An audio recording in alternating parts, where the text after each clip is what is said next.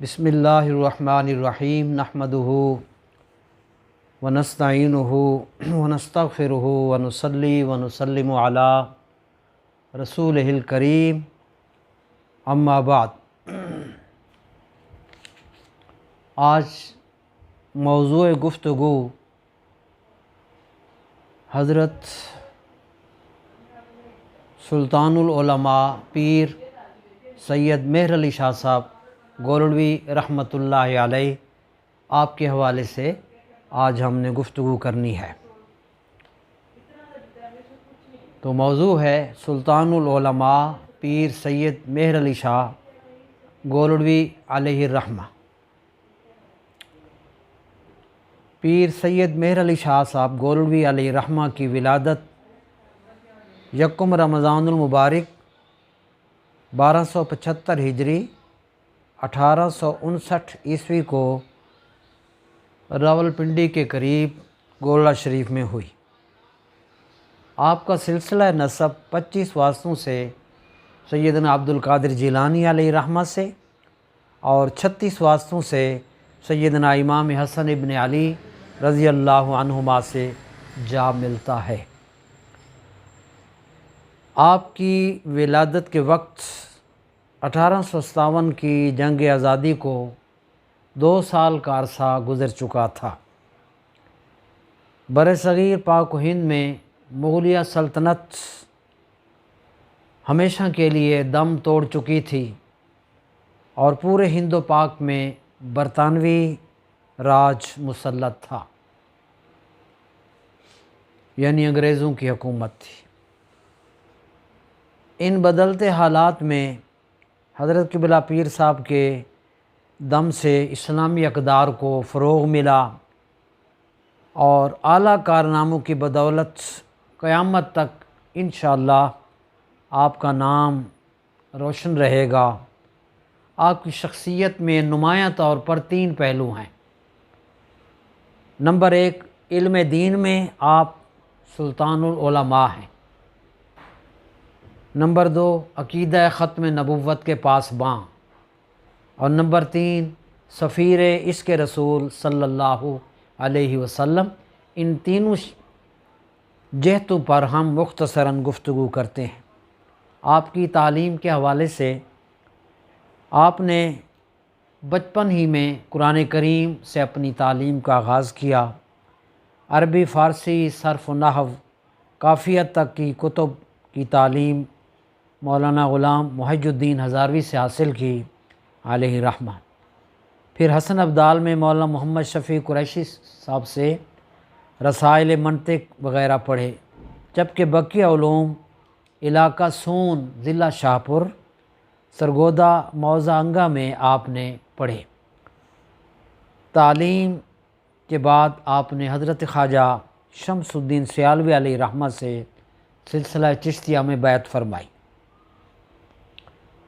انگریزی حکومت کی سازشوں اور پریشر کے باوجود پیر صاحب علیہ الرحمہ نے مسلمانوں کے حوصلے بلند کیے اور علم استدلال سے علماء کی رہنمائی فرمائی، دینی مدارس کو انگریزوں کے پنجہ ظلم سے نجات دلائی اور اپنی تصانیف کے ذریعے تمام مکاتب فکر کی رہنمائی فرمائی۔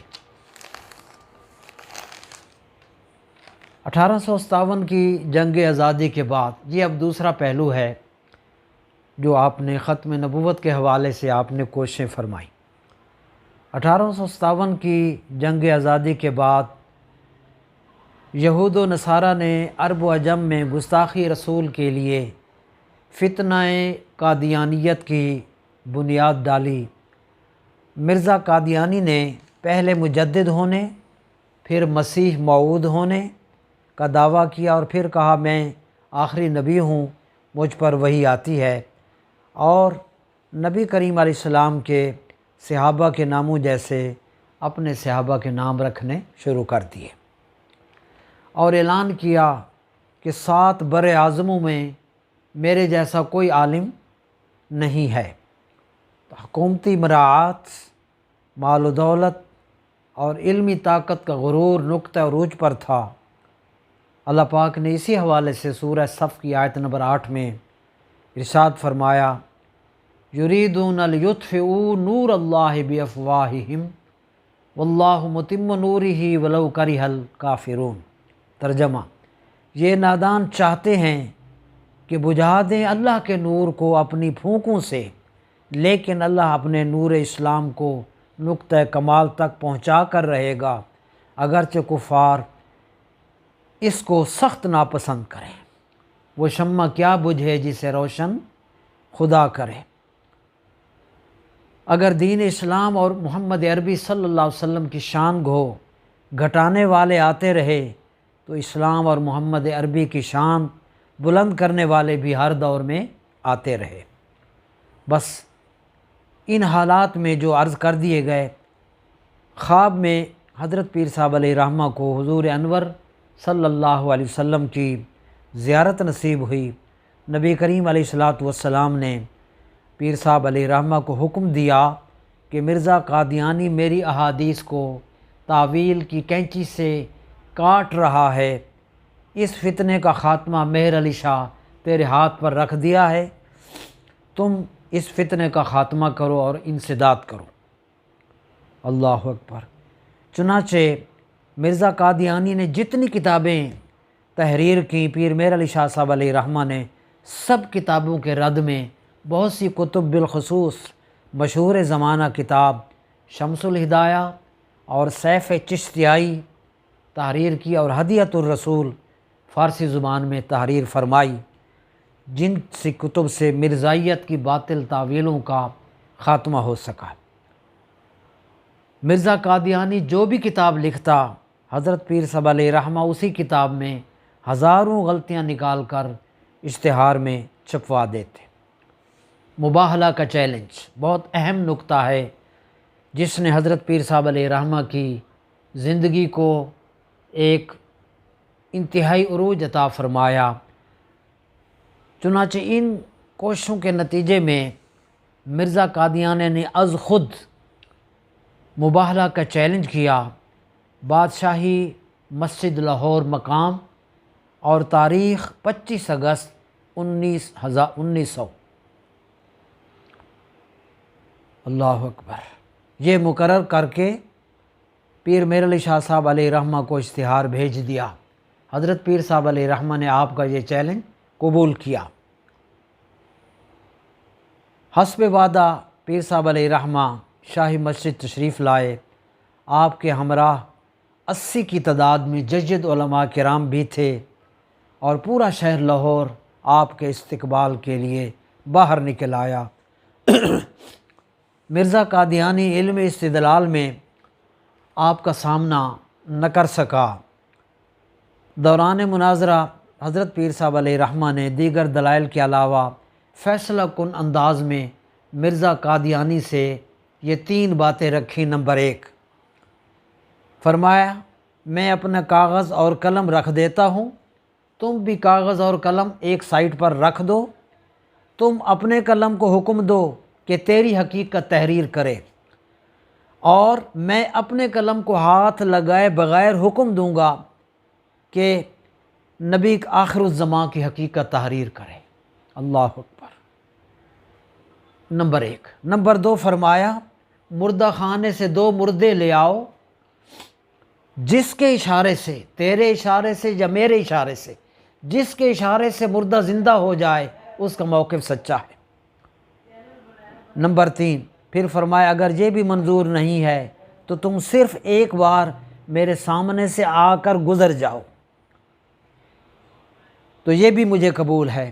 3 دن تک حضرت قبلہ پیر صاحب رحمۃ اللہ علیہ بادشاہی مسجد میں جم غفیر کے ہمراہ انتظار فرماتے رہے، مرزا قادیانی نہ آیا۔ اللہ اکبر۔ اس شکست کا صدمہ قادیانی کو کبھی نہ بھولے گا۔ چنانچہ 3 دن کے بعد جید علماء کی درخواست پر پیر صاحب علیہ رحمہ نے مرزا قادیانی کو کافر قرار دیا۔ آپ ہی کے بیان کردہ دلائل کو 1974 میں جب قومی اسمبلی میں علماء نے بیان کیا آپ کے دلائل کو، تو اس وقت کے وزیر اعظم ذوالفقار علی بھٹو مرحوم نے مرزائیوں کو غیر مسلم اقلیت قرار دیا۔ مرزا قادیانی کی شکست اور اسے کافر قرار دینے پر انگریز حکومت ناراض بھی ہوئی اور مشتعل ہو کر آپ کو پریشان کرنے کے کئی اس نے منصوبے بنائے مگر ناکام ہوئی۔ آخر میں حکومت نے آپ کو 400 مربع زرعی زمین دینے کی پیشکش کی جسے آپ نے ٹھکرا دیا۔ تخت سکندری پر وہ تھوکتے نہیں ہیں، تخت سکندری پر وہ تھوکتے نہیں ہیں، بستر لگا ہوا ہے جن کا تیری گلی میں۔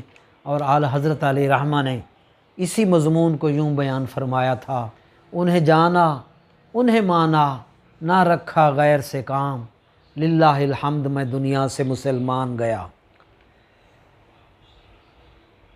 سفر حرمین، اب آخری نقطہ کہ آپ سفیر عشق رسول ہیں۔ سفر حرمین شریفین کے دوران وادی حمراء میں پیر صاحب علیہ رحمہ نے رات کو قیام فرمایا۔ ڈاکوؤں کے حملے کی پریشانی کی وجہ سے آپ عشاء کی سنتیں ادا نہ کر سکے تو خواب میں حضور صلی اللہ علیہ وسلم تشریف لائے اور فرمایا آل رسول کو سنت ترک نہیں کرنی چاہیے۔ چنانچہ اسی سفر مدینہ کے دوران حضرت قبلہ پیر صاحب علیہ رحمہ نے وہ مشہور نعت ترتیب دی جو آج بھی محبت رسول کا جذبہ بیدار کر دیتی ہے۔ ہم آپ کی اسی مشہور نعت کے چند اشعار جن کی تضمین پیر نصیر الدین نصیر شاہ صاحب علیہ رحمہ نے تحریر کی، ہم وہ چند اشعار اس نعت سے پیش کر کے بات کو ختم کر رہے ہیں۔ وہ چونکہ نعت ہی ایسی ہے جس سے حضور کی محبت کا جذبہ تازہ ہو جاتا ہے۔ اللہ اکبر۔ ہم وہ نعت پیش کر رہے ہیں تضمین کے ساتھ، آپ بھی سماعت فرمائیں۔ نعت تضمین کے ساتھ یوں ہے، اللہ اکبر، صلی اللہ علی حبیبہ محمد وآلہ وصحبہ وسلم۔ او دی دل نو تانگ بتھیری ہے، او دی دل نو تانگ بتھیری ہے، جدی ازلوں شان اچیری ہے، ربا وصل دے وچ کی دیری ہے، اج سکھ متران دی ودھیری ہے، کیوں دلڑی اداس گھنیری ہے، لوں لوں وچ شوق چنگیری ہے، اج نینا لائیاں کیوں جھڑیاں۔ اللہ اکبر۔ دوسرا مصرع، او دے ہتھ مہار زمانی ہے، او دی دو جگتے سلطانی ہے، ایتھے گم عقل انسانی ہے، مکھ چند بدر شاشانی ہے، متھے چمکے لاٹ نورانی ہے، کالی زلف تے اکھ مستانی ہے، مخمور اکھی ہیں مد بھریاں۔ تیسرا شعر، انہوں ہستی دا عنوان آکھاں، اللہ اکبر، صلی اللہ علیہ وسلم۔ یہ حضور سے عشق و محبت کے جذبات ہیں۔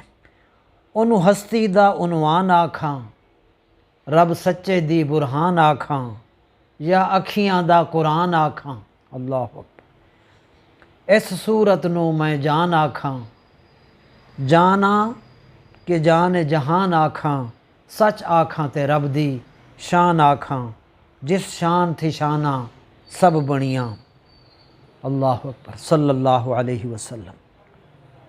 آخری سے پہلا مصرع، صلی اللہ علیہ وسلم۔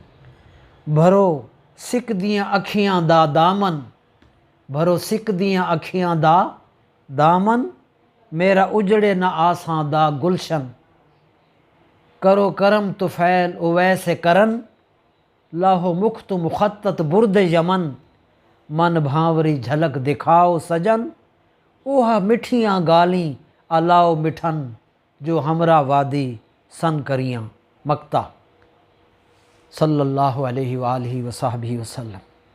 کہ جن و بشر کے شاہ و گدا، اللہ اکبر۔ اللہ تعالیٰ پیر نصیر الدین نصیر شاہ صاحب اور پیر میر علی شاہ صاحب علیہ رحمہ پر تا قیامت کروڑوں برکات رحمتیں نازل فرمائے۔